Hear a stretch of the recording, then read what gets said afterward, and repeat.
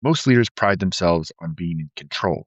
Control gets you through hard seasons, helps you survive pressure, push through adversity, and build success.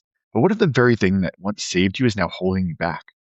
Today's episode, I sit down with executive coach Houston Bradley, whose life was shaped by a near fatal brain injury at 17, years of high performance in Hollywood, and ultimately a hard earned transformation through recovery. We talk about the difference between confidence and ego, when control is a tool and when it becomes an identity, and why so many driven leaders have a clear vision of what they want to have, but almost no clarity on who they need to be. Have you ever felt like pushing harder isn't producing better results? This conversation will challenge how you think about leadership, growth, and transformation. Welcome to the No Limits Leadership Podcast. We discuss ancient wisdom, real-world experiences, and the latest concepts on mastering leadership of self and others. If you're committed to maximizing your life and your impact on the world, you're home. Welcome to the No Limit Leadership Podcast. I am your host, Sean Patton. Today, I'm joined by Houston Bradley. He's an executive coach with Novus Global, where he partners with leaders, entrepreneurs, and creatives to expand their impact and build lives marked by excellence, curiosity, and intentionality. He draws from just a hugely diverse background in entertainment, business, athletics, and is really a blend of the creative insight and the strategic precision when it comes to his coaching business. Before Novus Global, Houston spent years in Hollywood as a talent agent at United Talent Agency, and then moved to independent producing of films with Zero Gravity Management. He continues to be involved in the film and creative space as he helps clients clarify their vision, confront limiting patterns, and translate insight into measurable action. Houston, thanks for being on today, man. Thanks for having me, Sean. This is exciting. Our call was one that I felt like could have gone on for hours.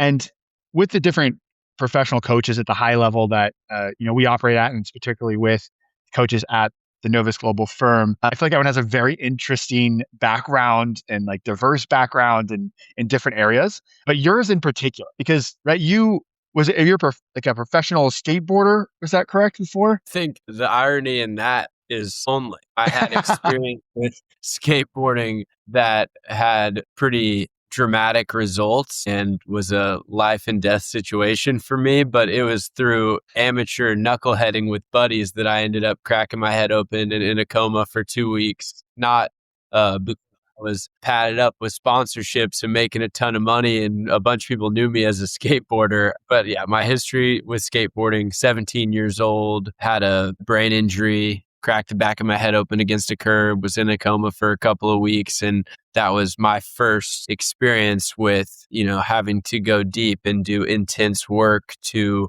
recover, to transform, to, redeem something really ugly and make it something beautiful. And in that particular case, I was just a 17-year-old kid who wanted to, get back to living life. And I found myself in a hospital bed, very much unable to do that. What was going through your mind? I know you were obviously young in a different headspace right then, but what was that like to be, doing something you love with your friends, and like involved and have this like identity around it, and then all of a sudden you found yourself on hospital bed, unable to do that, or people telling you weren't going to be able to do that? Right. So it's 2026. So we're going back to 2010. And when I came to in the hospital, I was in Dallas, Texas. The accident had taken place in Austin, Texas.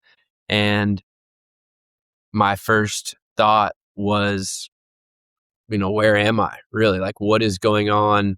How could this be? And it was helpful in a weird way looking back that it was so real and tangible, because there's no question, like, I am in a different place. Like, what has happened to me, what they're saying are my new limitations, and where I am and what needs to happen next is I'm feeling it. I'm looking at it. So it wasn't hard to wrap my head around, no pun intended, the situation, because I was in the hospital.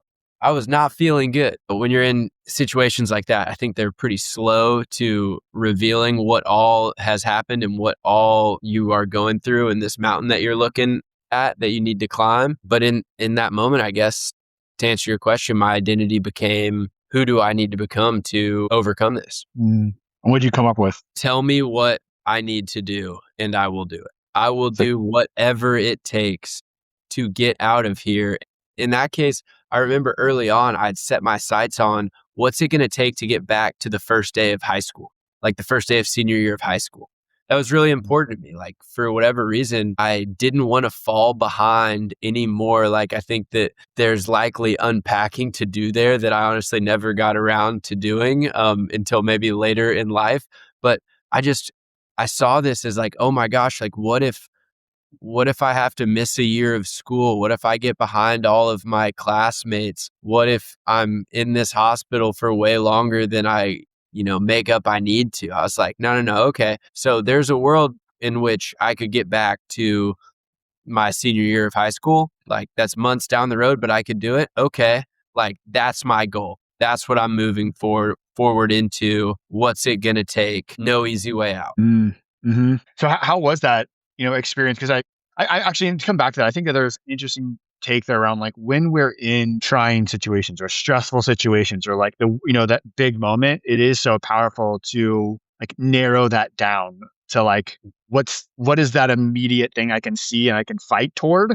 So it's not such a big, like amorphous, get better into the world. What's that going to look like? You're like, I'm going to show up for day one of school. Like I'm going to zero in. And during those high stress moments, I feel like that is like such a powerful way to sort of get through and stay focused when you're facing a lot of adversity. So, I mean, amazing you're able to do that at that age. I think there was that be in control survival need came up, and it was like anchoring into a survival need in a way that was resourceful, which was what could I control? Okay, they didn't totally shut me down on being in control of going back to school. They didn't get super specific and let me know about the details or what would make that a non-starter. They just said it was possible. So now I'm going to hitch my wagon to that. And I believe that I can be in control of getting to school and out of this hospital and on with the rest of my life. And to provide a little bit more context, you and I had spoken about it, but like I cracked the back of my head open on a curb, brain hits against the front of my skull, have rolling seizures, go into the coma. I'm in the hospital for 8 days.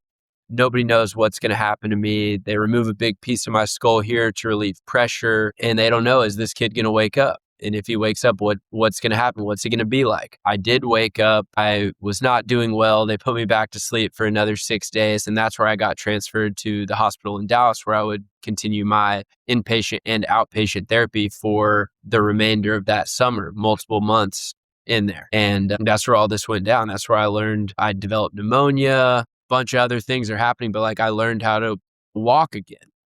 I learned how to be comfortable with light and sound and all the things all over again. And it's crazy to think that the be in control that I anchored into, the desire to get back to school so that I wouldn't associate my experience with being left behind, was powerful enough to motivate me through grueling rehab and rehabilitation of everything it meant to be Houston Bradley as a senior in high school. Man, yeah, such a form of experience. And then, moving forward, what was you did that and then into your 20s and then moved into like the creative industry and artist management. So tell me more about that. Sure. The big takeaway for me on that first big inciting incident of my life was like that was when I first got introduced to faith in a meaningful, personal way for myself. I think it's really easy when you're, at least as it occurred to me, totally surrendered to the situation and to my fate. Like, here I am, like, God, like, have it all. I give this all to you. I need you. I can't do this on my own. And was reintroduced into school that senior year at a small private Baptist high school in Austin, Texas, because my cousins were going there. And everybody was like, okay, like if you want to go to school so bad, you can go to this small one where your cousins are at. And it was an amazing place for me and really kind of allowed me to thrive. And that's where I began this relationship with Jesus. Even though growing up in the South, was a self-proclaimed Christian and all these different things, but it got personal for me then.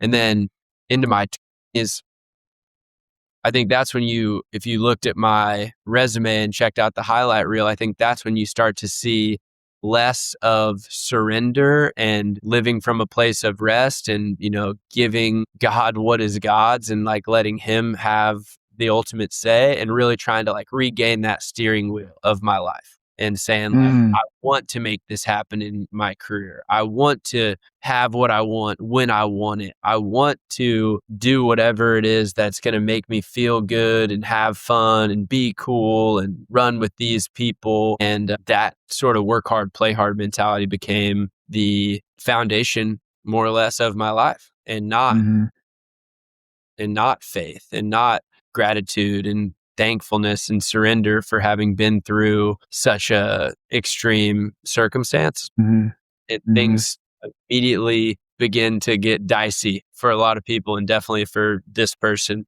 when you make that shift. I think that's, yeah, and that's such a common way of being or way to view the world, especially I think when you're in your 20s or even early 30s, whenever when you're like that young professional and it's just like get out and grind, but you're also kind of still a kid. So you're also kind of like partying, you're just trying to kind of do all of that. And you do but for you, what I hear is that there was a key part of that or a component, which was this separation from your faith, from letting go, from surrendering, and you almost letting like ego take over of like you're in charge of this life, you're going to do it your way no matter what, and that's where you feel like you sort of like veered off the Absolutely. I think nailed it. so and so what. Yeah. So throughout my 20s, I guess it's important to add this piece of information. So I have the seizures when the skateboarding accident happens. And when you have seizures, as I understand it, you then are labeled epileptic moving forward, or in some capacity, like you have epilepsy as the result of having seizures. Like maybe that's not true for everyone if you have one little seizure, or a couple, whatever. But I know for me, the doctor said, bar epileptic, you're going to be taking seizure medicine for the rest of your life. We know that, you have a history of drinking in high school. That's got to stop. It's over now because of not only are you epileptic, but like the damage that's happened to your brain. Like I didn't mention it, but I went to the first day of high school. I was still missing that piece of my skull. So I wore a helmet to school. I wore a helmet all the time until mid-November of that year, where they brought my skull out from the freezer in at Seton Hospital in Austin and reinstalled that piece. So, you know, there I am. Then, the doc's like, you can't drink anymore. I'm like, drinking, partying, like that ain't me anymore. No way. But they, you put the skull back in, you start to heal, you start to feel strong. And it's easy in my experience to start to take credit for that and say, like, I did that.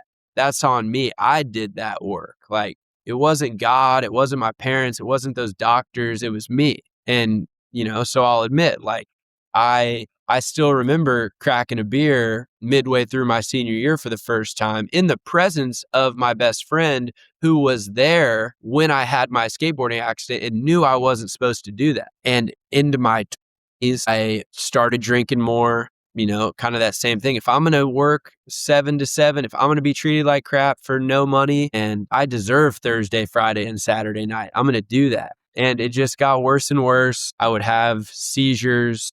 I went to hospitals all over the country, ambulance, helicopter, kind of ran the gauntlet, put my friends and family through hell as a result of, making selfish decisions and doing whatever it was that I wanted to do, and choosing my own ego and my own selfishness over the expertise of doctors, the wise counsel of friends, the love of family, just asking me, please tell me you're not going to make the same mistake again. You continue to do this and the result will be the same or worse. But I chose to believe, nah, I can figure it out. I can outsmart this. And that was not the case. Yeah, interesting the way that ego, like the play between ego and humility, and I see this, and I can relate to this in so many ways. I'm sure so many other people can, especially when we're younger and we are high achieving, we are accomplishing things, we are doing stuff, and you're like, everyone's like, you can't do that, and then you do it, you're like, see, I'm good, I did that, like you said, so you start justifying to yourself, like, look, I could do. You told me this was hard. Look, I did this. Who else did this? And so therefore, that justifies all my other decisions and around, and that balance between, I don't know if it's even a balance. What is there? Am I framing it right to say it's a balance between humility and like where's that balance between ego versus confidence come into play? What comes up for me there is looking back on college. I graduated from college in 2015, doing some quick math here, 2015, 28, 2019. Yeah, so through college, 4 years in Los Angeles working in entertainment, work hard, play hard, booze and drugs and whatever the bad decisions that I was making and the things I was participating in, like there was no humility involved. I don't know how I can be honest with you and say that in that time, humility was a core principle value of mine or was even involved in the equation. Mm-hmm. Wow. Yeah. So yeah, so telling. I love that. I love that honesty and that vulnerability on like, hey, that wasn't even part of the worldview of like, I should seek humility.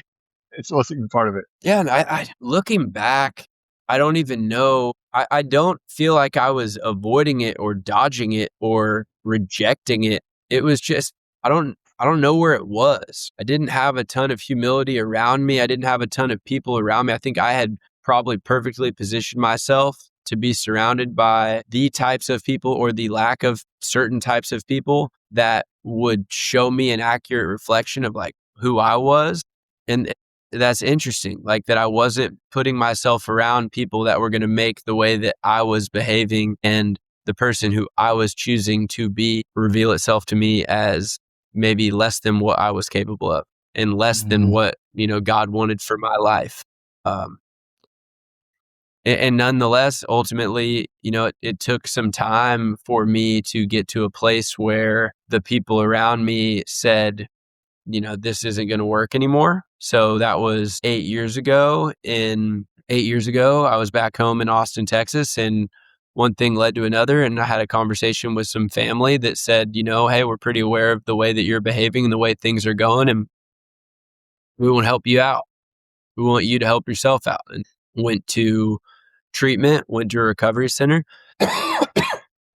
excuse me, and began the journey towards a new version of myself.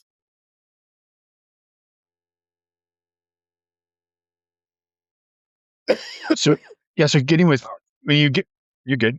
Yeah, so man, yeah, what a powerful moment to have to hear that, know that there were people around you who were noticing but maybe you were, am I right to say maybe intentionally or even subconsciously like keeping them at arm's distance so they wouldn't influence you or so you could continue the way you wanted to live? Yeah. Yeah, no doubt. And I think it goes back to as well, the doctor saying, you're not supposed to drink. And I said, think I might be good now. Okay. And I said, you got it. I lied to doctors' faces. I'm going to try and get a piece of ice here. Been battling being sick this weekend, doing my best today. I have in a few days. You're good, brother. And I would lie. Like I would say, I hear you. I understand it won't happen again, but it would. I refuse to acknowledge, to receive, to be humble enough potentially to admit that I was different than my fellows, that I had this brain situation, that I had epilepsy, that I had been through this experience and I shouldn't behave like this because my circumstances are different. My ego said, they're wrong. Do what you want. Why can't you? It's not worth it to listen to them. Like whatever it was saying said or gave me the line of thinking of like, I'm going to do whatever I want anyway. And not being able to accept that I had a different set of rules that I needed to play by to stay out of the hospital, to be of integrity, to honor my experiences and honor who I got the opportunity to be as a result of that skateboarding accident, ultimately got me to a place where people were like, not only do we not trust you and want to invite you to go get some help, but we're going to do all but, pack your bags for you. Like you're going to get this help because you won't go seek it for yourself. What's coming up from you when I hear this whole story, Houston, is that you brought up before about in the acute scenario of you, being 17 and being in the hospital bed, that clinging to this need to be in control was of service to accomplishing what you wanted to accomplish, like in the acute state, like in this one scenario. But then the proclivity or decision to cling to this need to prove everyone else wrong and be in control over time, and as a way of being chronically, ultimately leads to negative consequences in so many facets of your life. One is that true? Does that resonate? And then I'm sure that this same model applies to so many people. And like, how do we know when it's like it's grind time? I'm going to be in control and like get over this thing. And when does that go negative for us and start to create unintended consequences by clinging to this survival? Definitely it lands. Yeah, I think that the survival need of being in control was helpful to me when I was in the hospital recovering. It became unhelpful to me, unresourceful to me when I was using it, hold on to or reclaim an identity of this party going, happy go lucky young guy that liked to party with his buddies in the face of realities from experts who said you shouldn't indulge in those behaviors ever again. And what comes up for me there is like, who is holding you accountable? Where are your checks and balances? Like, who's there to help you reveal the blind spot and say, hey, like, maybe it was helpful to get you through the recovery of your brain injury, but maybe now are you trying to control this thing where they tell you you're not supposed to behave that way, but you do it anyway? And like, are you seeing what's happening? Like, are you noticing that? I'm curious, like those types of questions. A lack of accountability and advocacy can be really detrimental to people that have maybe a temptation to rely on, sneaky survival needs to navigate their life more than others. Yeah. And what I've seen too is funny. I had a call with a client today and we were discussing how this sort of need to be in control, or another language you use in Novus Global a lot is rower versus sailor. Mm-hmm. And how this need to be a rower, this identity of a rower or be in control, and I'm going to do it all. To your point too, like in the short term, in the right circumstances, when it's aimed at the right thing, it's the right tool, can be resourceful. And some people push through their whole, career or lives and they have a certain level of success, kind of like you did. You were partying, but you're also professionally successful. So you're like sort of justifying that as a way of being. But what they're missing, to your point, without the reflection of anyone else, is all of those blind spots of like, well, what's in the wake of that? What's in the wake? What else is happening in your life or to other people around you or to your relationships or to you as a person? What else is happening as a result of you clinging to this need to constantly row, in his case, or this need to constantly be in control? And without someone in your life to intentionally kind of call you forward on that, it's nearly impossible. I mean, blind spots are called blind spots for a reason. Yeah. And I was recently rereading the Meta Performance book, Jason's book, and it was talking about how blind spots limit our vision. It creates, it's like a filter. It creates only like a certain version of the future that you think that is capable and possible for you. And when you yourself or someone helps you unveil a blind spot and now you're aware of it, like what can be available to you then? Like, hey, what if you didn't drink like a high performer and didn't cling to this identity of someone who does this no matter what? Like, what if they're like, what's underneath that? Why are you holding on to that? Would you be willing to try on something else for a day and see how that feels? And then as a result of that, could your vision of the future look different and be so much more thrilling and exciting that you want to anchor into that? And who do I need to become so I can have that now that I can see it? I couldn't even see it before.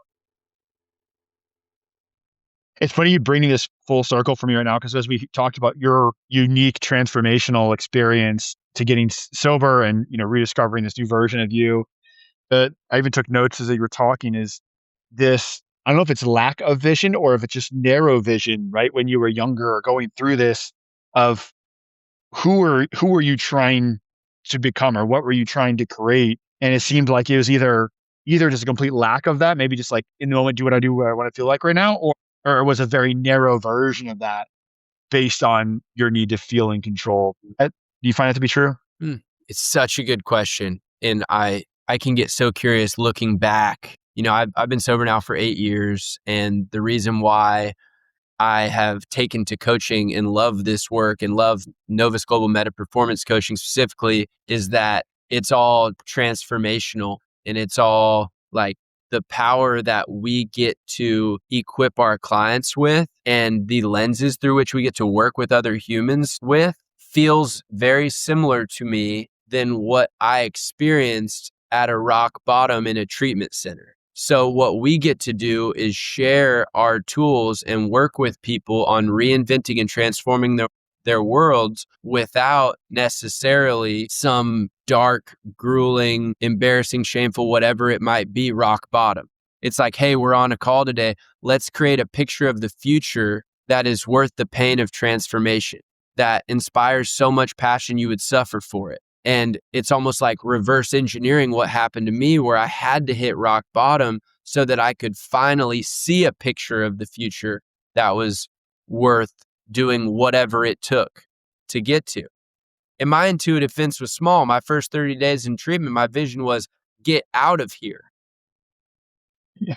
Honestly, it was. And then Yeah. through committing and doing the work, it expanded a bit. And it was like, oh, what if I stayed for outpatient? What more could I get? What more could I learn? And what more growth could I experience through an extra 30 days living in a house down the street? And then the intuitive fence is expandable. That's what's amazing about it. So that by the end of that 60 days, I'm like, who could I be of service to?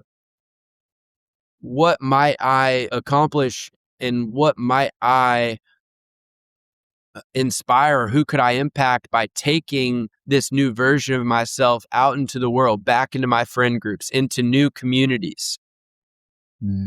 That was not something that, I was thinking about. And to your question, when I was going through those years of living so selfishly, I think I had a vision for what I wanted to have, but not who I wanted to be. What I wanted to have would create who I was. That's, I think, the story that I had told myself. And I think that for better or worse, I think a lot of people ascribe to that way of thinking. Yeah. So exactly. So what I'm hearing you say, and this is so common, right, is that this do you have B versus B, do you have framework that comes up so often. Well, not so often. It comes up with our clients so often. I don't think it comes up in the general world very often. And so that's what I'm hearing you say is you had this sort of way of thinking, which was I need to do these things so I can create and have this future. And then I get to be happy, fulfilled, successful, whatever you're mentioning.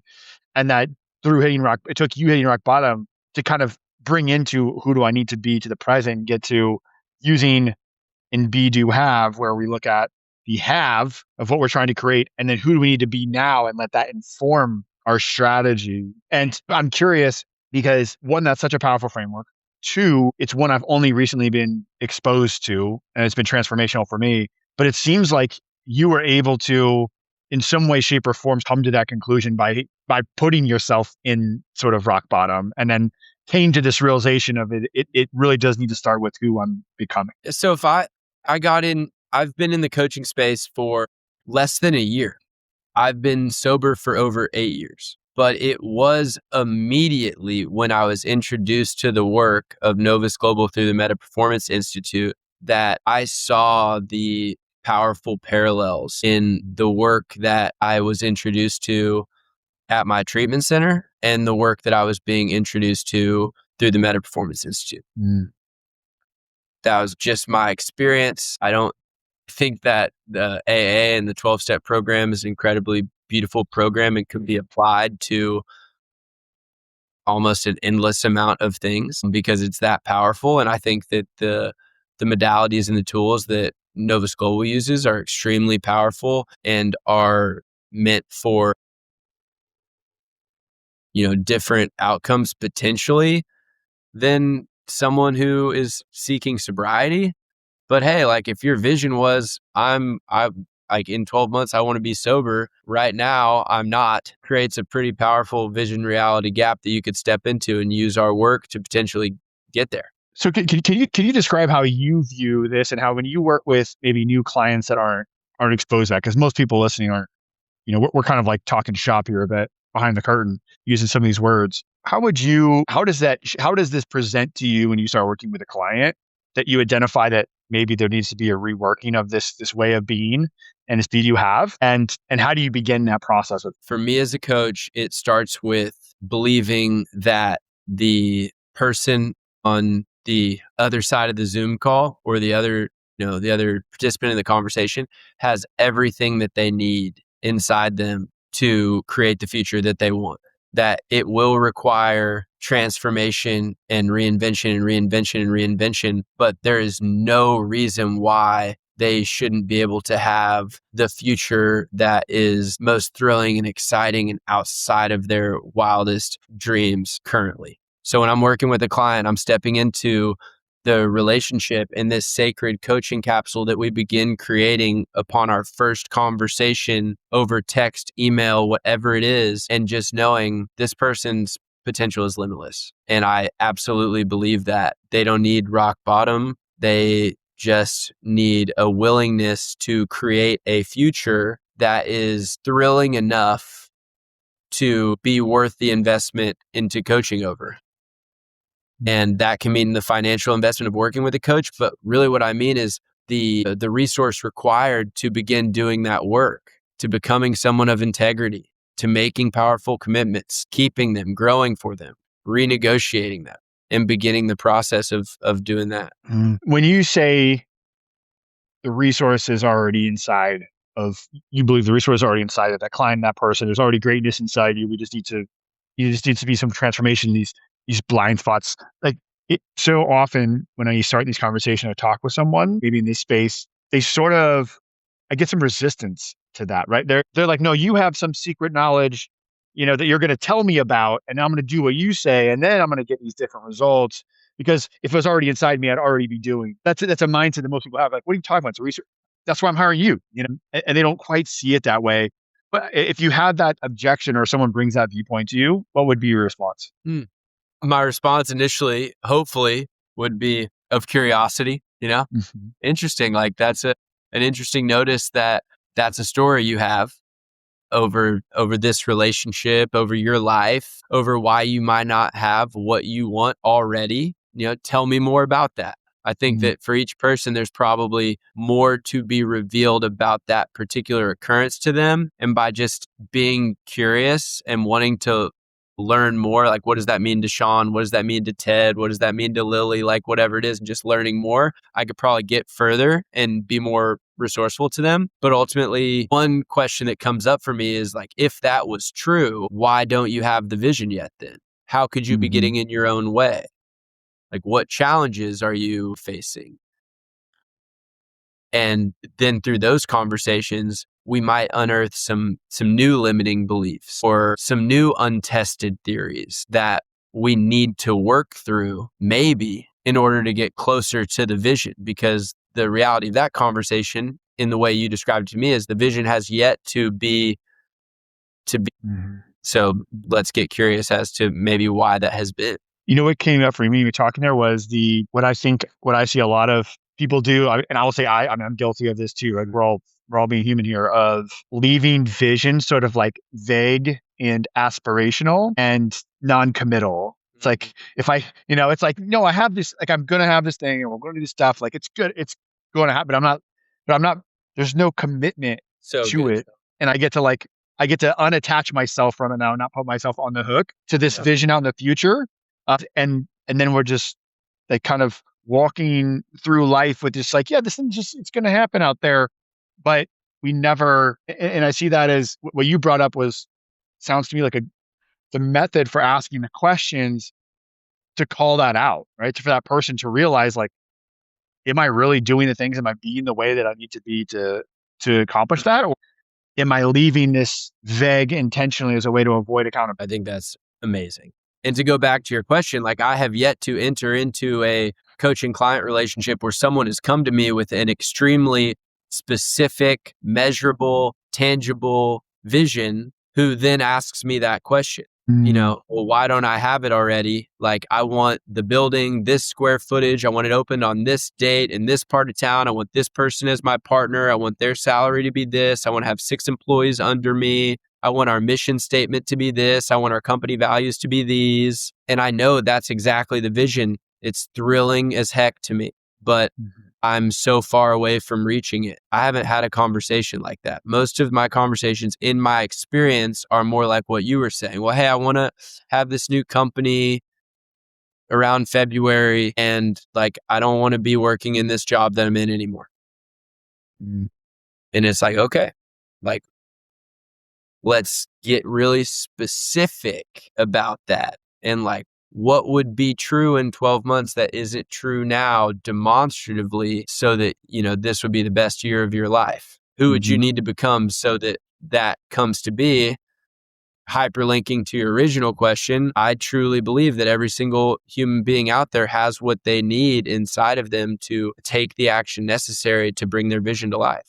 All of this transformative work we've just talked about that happened in your life that we're talking about doing with clients, I think is really just highlighting, again, whether it's a coach at Novus Global or whether it's, a mentor or peer, like whatever. Like, we obviously both are coaches for a reason. I've seen transformative work that we do at Novus Global, but I just think back of like how difficult to near impossible is that type of clarity, reflection, feeling blind spots, seeing your mistakes, seeing what's happening in the wake, like seeing when you're clean, like how, I mean, almost you'd have to have like, you know, sort of self-awareness to sit down and like do that type of reflection and then come up with the plan to do it and see it. So I think it's just calling to me out. What really hit me through all this was just like the power of not just having a clear vision and way of being, if you're trying to, I like to use the term unlock your greatness. It's, meta performance, we say, see what you're capable of. Like, what, if you're really chasing that, who building that team, you mentioned before, like not having the people around, right people around you, like who around you is going to be there to call you out and call you forward to help you achieve vision, because clinging to that need to be in control, like you mentioned before, and thinking you're going to do it all on your own ego is, in my mind, either one, not going to work, or two, have disastrous consequences that you're not seeing. I'm hearing the importance of a team and to have people around you who care, who are invested, who want to see you succeed in whatever way that means to you. And it lands for me. Mm. Think looking back on my whole life, playing sports, being a participant in communities, like I had coaches, accountability partners, people who advocated for me. That was friends and family, actual coaches on sports teams all along the way. And then at some point, it's almost like in the culture, we get to a place where like, yeah, but now we don't have coaches anymore. Now maybe somebody has a personal trainer. And like, sometimes there's stigma attached to that. And like, I don't get it anymore.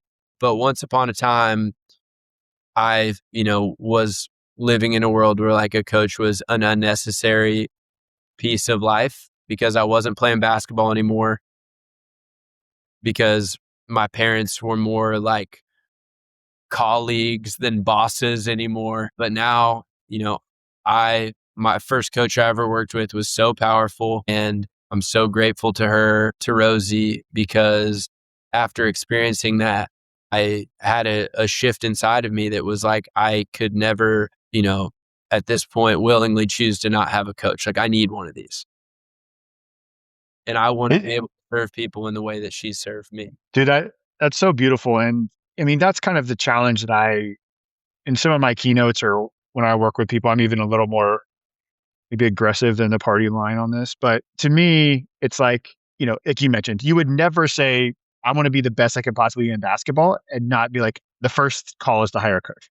You would never, like, that would be like an insane thing to do, right? Like that wouldn't make any sense. And it's like, so if you have the same level of commitment to become the greatest version of yourself, to become the greatest partner, the greatest parent, the greatest community member, the greatest leader, if you're really committed to that, and then don't have a coach or someone coach like in to help you achieve that, like, are you really committed? Like, that's just like, I literally bring it up to people. It's like, to me, it comes down to a reverence for like the experience of life and the time I have, and wanting to maximize my experience of it and my positive impact on others. And it would be hard to do in my mind, at least, right? But you and I are kind of had this experience, like objectively look at that and be like, so the right call here is don't need a coach.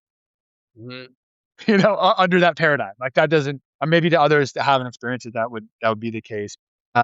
Man, Houston, this has been awesome. I really appreciate you coming on. And being vulnerable and sharing your story. And even though we pray for this like unique background, I think that your way of being, your thought process, and your genuine experience getting through those trials in life are going to resonate with a lot of people in their own way. I really appreciate it. Yeah, it's fun to get in the time machine and go back to 8 years ago and to 16 years ago, and then see how those still resonate and influence me day to day. Like I have a wife and make movies and coach humans, and life has gotten really big and beautiful. But events like that really do inform who you are, and then getting to have the opportunity to share openly about them, even though reality looks a lot different today than it did those 2 times. It's a blessing.